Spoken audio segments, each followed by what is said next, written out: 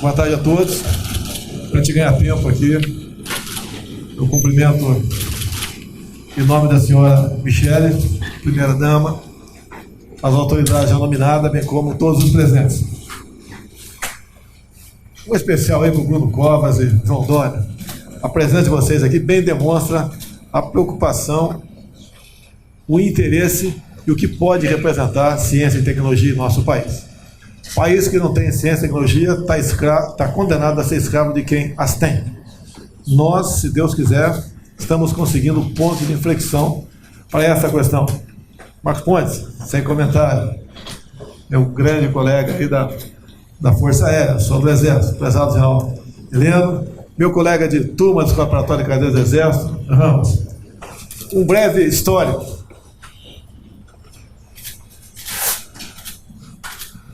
Em 1970, eu estava em Eldorado Paulista, aluno, tinha 15 anos de idade, e um professor de física pagou uma missão para a gente, né? Vamos descobrir o moto contínuo. Eu fui a campo. E o meu trabalho foi o que mais se aproximou da realidade, me desculpe a modéstia. Era na base do monjolo, onde era alimentado, né, retroalimentado por água. Lógico que não funcionou, mas eu fiquei muito feliz com o elogio. Foi pela primeira vez que eu comecei a me interessar por estudos, dado um elogio, um simples elogio naquele momento. Eu quero elogiar agora o Ramos aqui, o Dória e o Covas, pelo empenho que vocês estão tendo para que o maior colégio militar do Brasil seja construído no Campo de Marte aqui em São Paulo. Só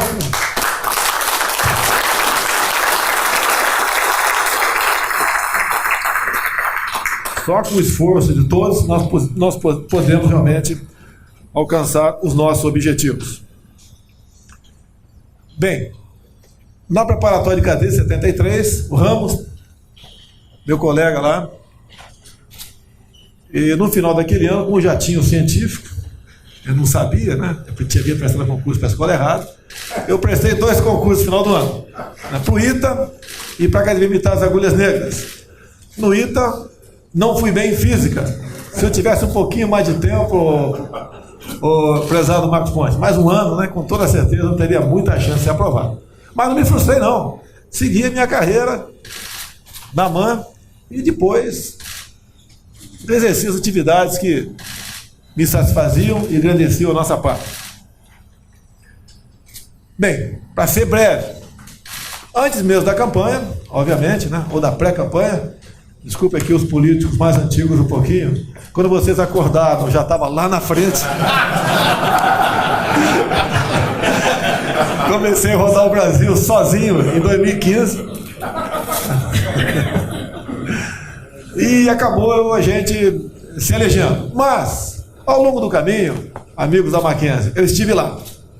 Há 2 anos, entramos em contato com 2 pesquisadores, né?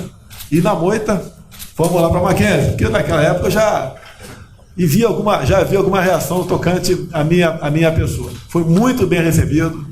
Fui lá no centro de pesquisa dos senhores, vi pesquisadores de outros países, poucos nossos, e falaram também de uma certa dificuldade que tinham em recurso, que é natural. Parabéns, né? A iniciativa privada se interessando por isso, da forma como vocês se interessam, mesmo sabendo que o possível lucro que entra nessa área é vislumbrado anos à frente. Tá? Então, meus parabéns aos senhores. E confesso que fiquei encantado com o que vi lá. Mas antes, eu tive uma preocupação. Peguei um colega meu do Exército em Brasília, um subtenente, e fui no Vado Ribeiro. Dória, você está com o Eldorado do teu lado aí. Não é Eldorado Paulista, não. Está com o Eldorado do teu lado. E fui conhecer as montanhas de grafite de Miracatu. É uma coisa fantástica. Fantástica. Levei um enxadão, um saco de estopa, né? E na flor da terra, você já pega o grafite ali, entreguei para os pesquisadores de São Paulo umas placas, por curiosidade apenas. E o que me chamou muita atenção? Comecei a notar na região, que conversando com os caboclos, buracos feitos, logicamente, né, por seres humanos, né? E com maquinário, pela forma. E comecei a perguntar.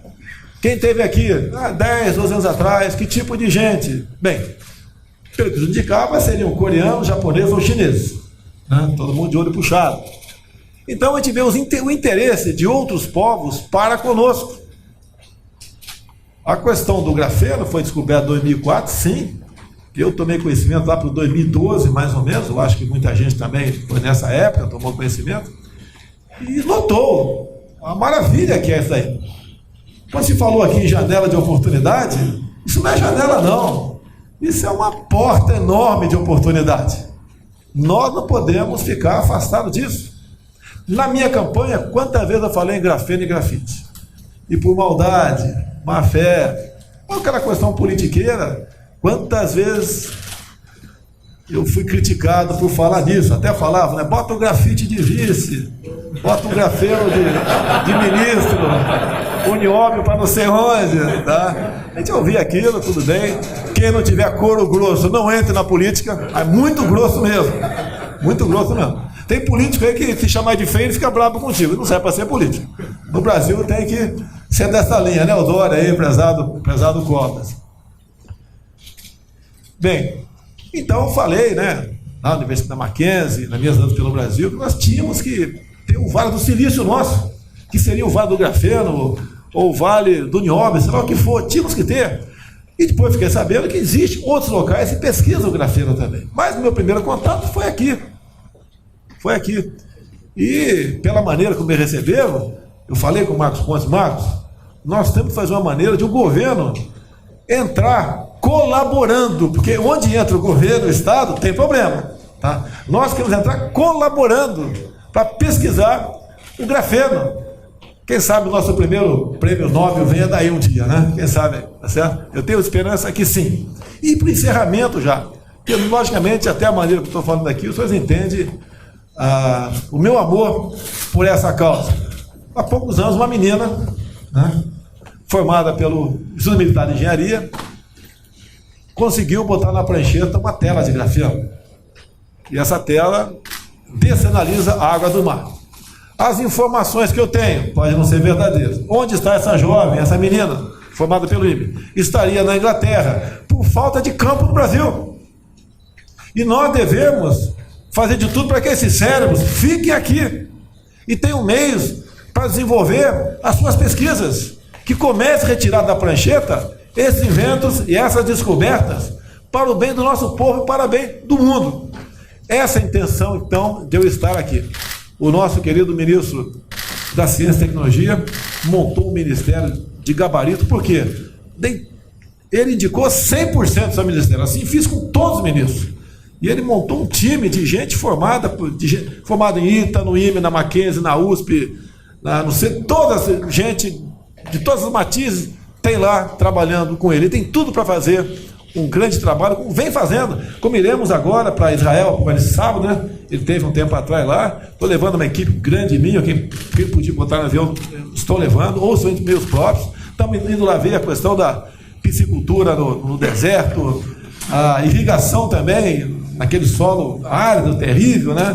Mas lá a precipitação pluviométrica é menor do que o nosso semiárido nordestino, então tem que dar certo por lá de cá.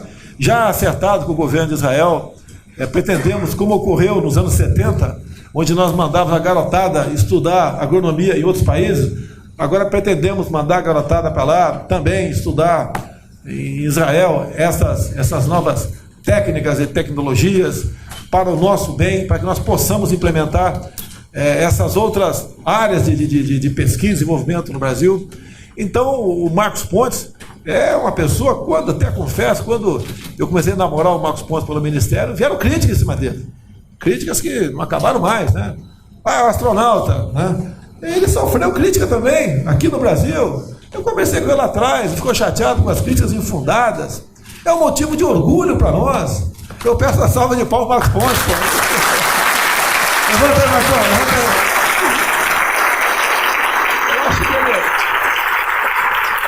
Eu acho que ele é o único astronauta do Hemisfério Sul, tá ligado? É o único astronauta do Hemisfério Sul. Tem que ser uma pessoa que em qualquer país do mundo seja tratado com toda com todo respeito, consideração, é tratado em grande parte aqui, sim, mas no meu entender, mais ainda, e lá ele foi pelos méritos. E assim nós devemos conduzir o nosso estudo, porque se for de outra forma, aquele lá na frente vai ter uma dívida de gratidão, não com o seu país, mas com o seu partido. Isso nós devemos evitar aqui no Brasil. Então, aos amigos da Mackenzie, o governo federal, logicamente, por intermédio do Marcos Pontes, que é muito mais inteligente do que eu, tá? Está de braços abertos para que nós possamos colaborar com os senhores, para que essa pesquisa aqui seja catapultada lá para cima, para nós realmente termos aqui a vanguarda do grafeno no mundo, para que nós possamos ser reconhecidos e aproveitando o trabalho da Mackenzie, obviamente, até agora. Nós queremos colaborar com os senhores. O governo está de braços abertos para o que os senhores precisarem, o que for possível da nossa parte, por parte do governo do Estado também, por parte da Prefeitura daqui de São Paulo também, para nós colocarmos o Brasil, São Paulo Estado, São Paulo capital, na rota realmente do grafeno. Meu muito obrigado a todos os senhores, é uma satisfação estar aqui.